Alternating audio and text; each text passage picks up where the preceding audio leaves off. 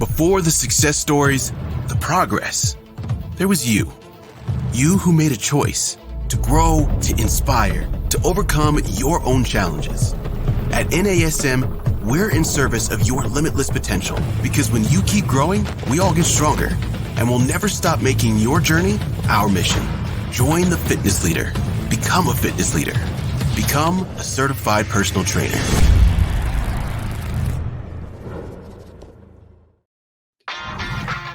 You're listening to the NASM-CPT Podcast with Richey, winner of the Share Care Emmy Award for Social Storytelling and the official podcast of the National Academy of Sports Medicine.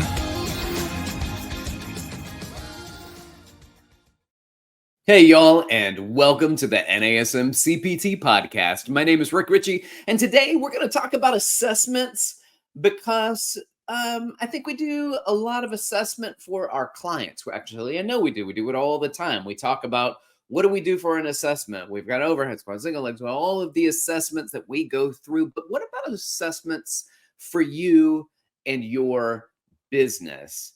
And just like an assessment, you can perform an in-depth assessment. And then if you do not use it, it is pointless. So today we're going to review something called a SWOT analysis.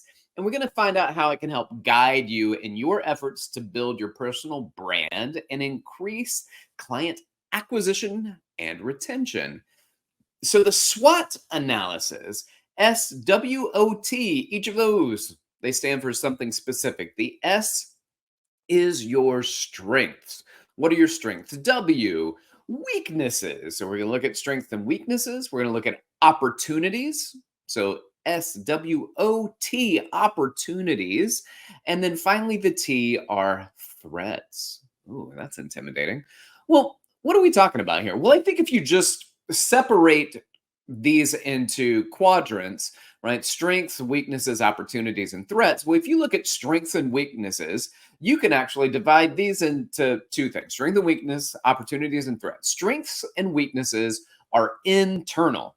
They're about you. They are things that you can control.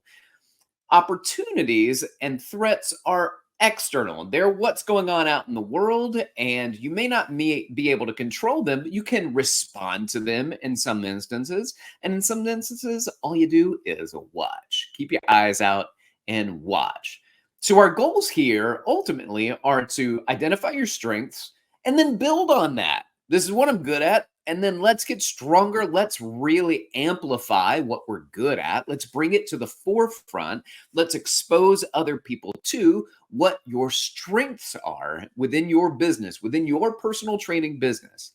Now, when it comes to weaknesses, really, these are things that you need to address. They're areas of improvement. I think if you look at it rather than weaknesses, but areas of improvement, it gives you an identification of what it is that you're really doing. So you can say weaknesses, and sometimes weaknesses and opportunities somehow get flipped. But if you take weaknesses and say, this is my area of improvement, and then opportunities look a little bit different. So you're then going to invest in your opportunities. You have opportunities. Let's invest in that. Let's invest time. Let's invest money. Let's invest work. Let's invest ourselves into some of the opportunities that are there. And then finally, the threats, we're gonna keep an eye on them. Sometimes we're gonna do a little bit more, but we're just gonna watch and learn, watch and wait. I see you, threat. I'm watching you. So now you're the threat to the threat. Take that. All right, so let's talk about these individually. Strengths. Let's look at strengths. So strengths are really traits that provide a competitive advantage, and that might be education. Look at you NASM-CPT. You have a credential in this. So it could be education, skill set. What are your abilities? What are your work experiences with a specific population? All of those are strengths. So we take our strengths, and here's our for instances. So your strengths could be, I went to school for this, or I have a certification. I've got my NASM-CPT. Your additional strengths could be, I've worked at, or I've done an internship at Independent Training Spot NYC at Bryant Park. And in that internship, that is a strength that people can look at and go, oh, that helps me further identify what you're strong at based off of some company that you may already know, what you feel comfortable with, and allows you to further brand yourself based on the experience and the work that you've done. Let's say you are, for instance, a 4-time jungle gym at the park winner, and you've done this calisthenics competition. Cool. Well, then that better situates you to help other people become calisthenic competition athletes. So you take not just your education, but also your experiences. You take the work that you've done, the education you have, the work experience that you've put into, the competitive experience that you have, and you put that all together. Now, it could be, let's say, not calisthenics for the jungle gym at the park championships. Let's say it's you're a senior fitness specialist and you're best situated now to work with senior clients and help them build balance and strength and provide freedom for their everyday activities. And that is a significant experience. So that is your strength. Build on your strengths. All right, let's follow up about weaknesses. And this is also internal. So this is about you. This is what's going on with you. So for instance, we look at this again as areas of improvement or opportunities for growth. And we're going to look at this and say, all right, well, here's an example. I'm just not good at asking people for the sale. I feel confident in my ability to train. I feel confident in my ability to assess. I feel confident in my ability to get people outcomes. What I'm not confident in is I just don't like asking people for money. All right. Well, that's something that you area that you need to improve. That is your opportunity for growth. So therefore, you're going to work towards that, kind of put together strategies that will help you move from the weakness category into maybe just not a weakness, so it doesn't make the list, and then maybe eventually even move into the strength category, and that would be spectacular. What else? Well, I don't know how to market myself, or I don't know how to find new clients, or I don't know how to discuss nutrition with my clients.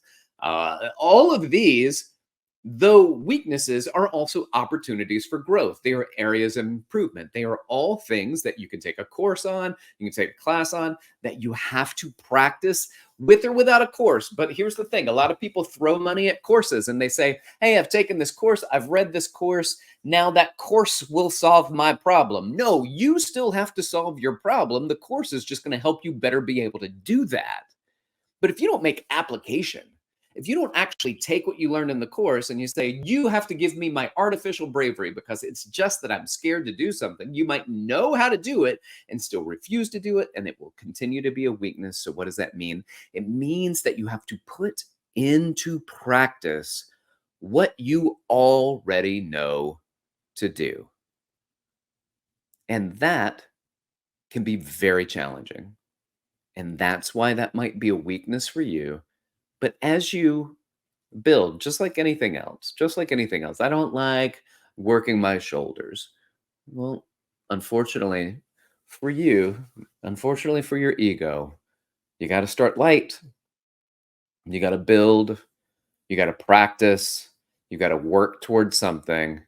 And then eventually, those shoulders may become a strength. They may become an asset.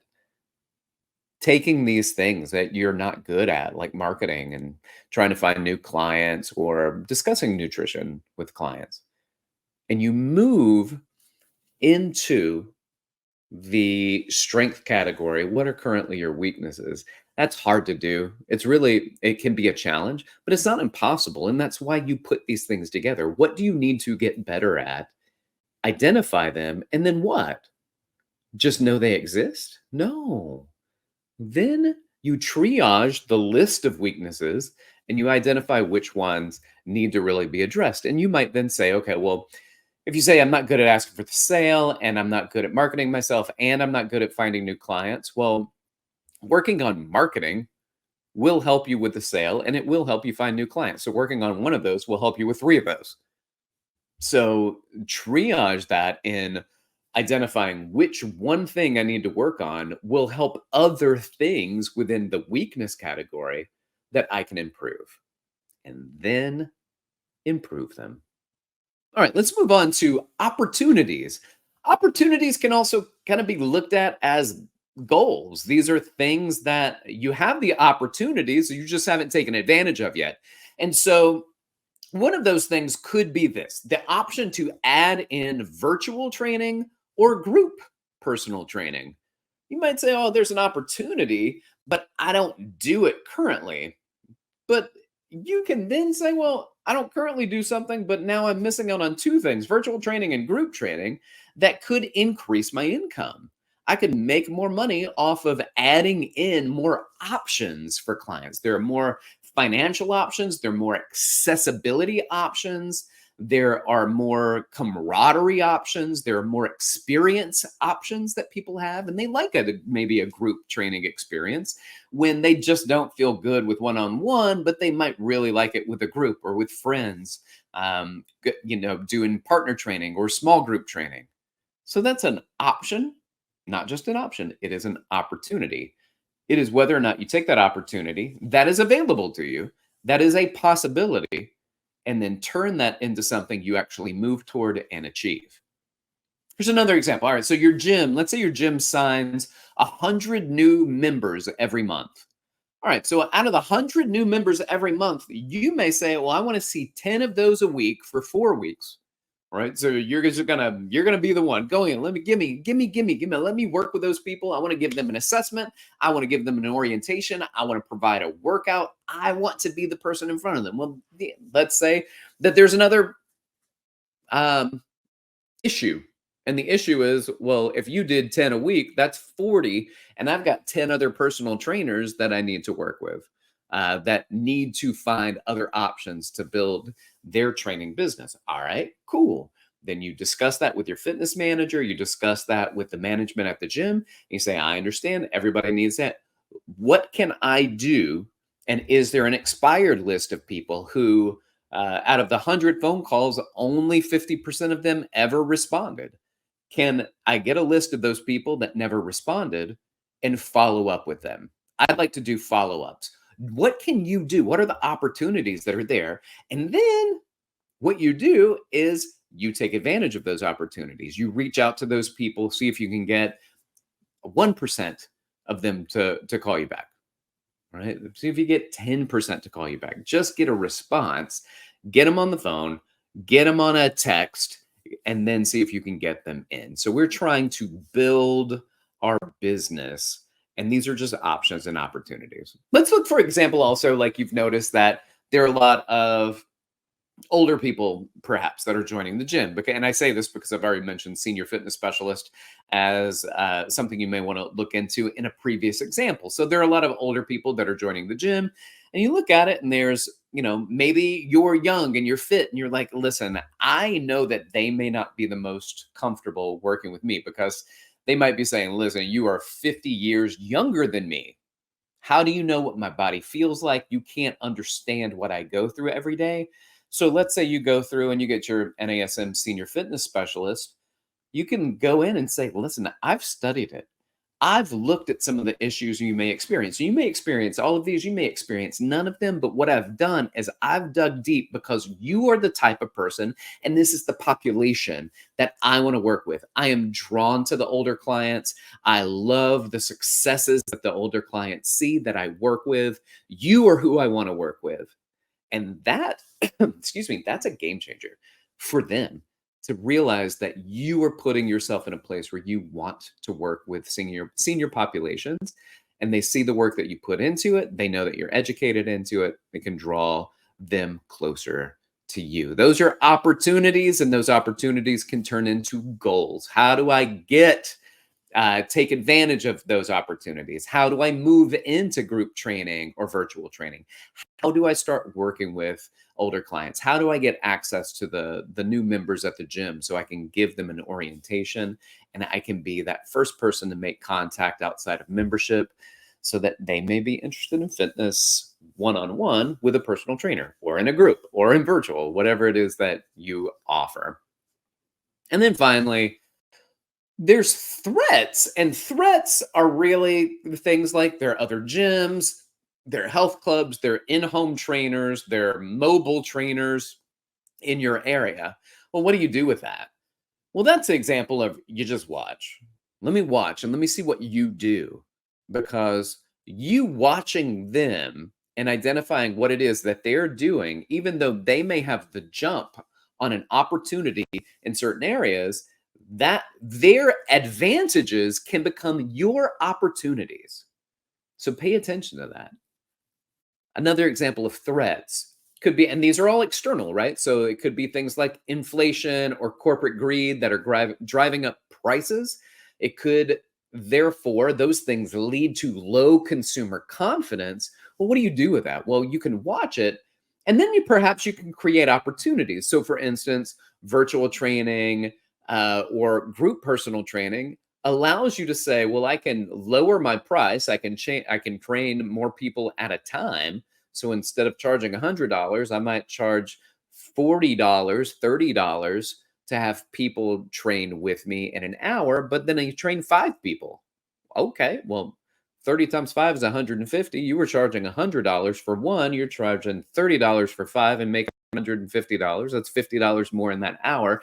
And it's more lives touched. It's more people experiencing you. It is more mouths going out and talking about you and singing your praises.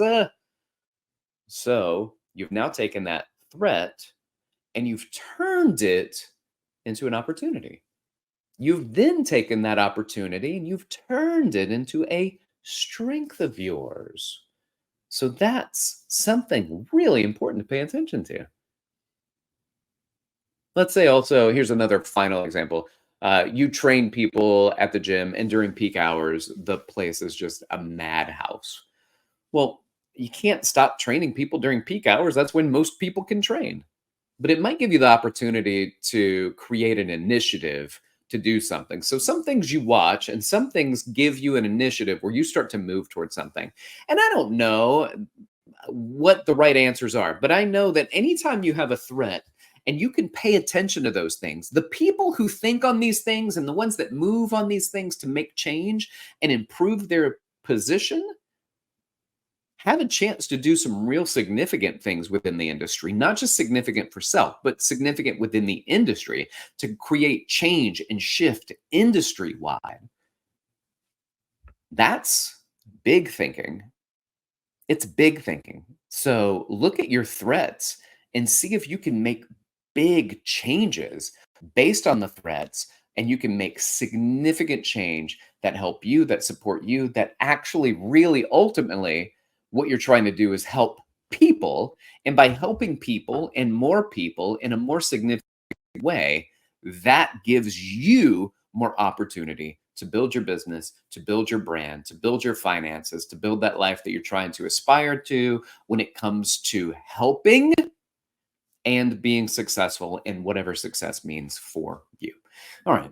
I hope you found this helpful. I want to say thank you. And if you don't mind, like the channel, subscribe, give a feedback, give us a 5-star review, and then go online and don't just leave a 5-star review because I love it. I love it. Don't just do that. Do that, but don't just do that. Leave comments. Go through and leave comments because that increases our searchability when people leave comments. And so it means a lot more to the algorithms and the platforms and all of that stuff. It means a lot to me. So please do. All right. So like, subscribe, share with your fitness friends and family. And if you want to reach out to me, you can do so. Hit me up on Instagram at dr.rickrichey or email me rick.richey@nasm.org. Y'all keep inspiring people to fitness. Thanks for listening. This has been the NASM-CPT Podcast.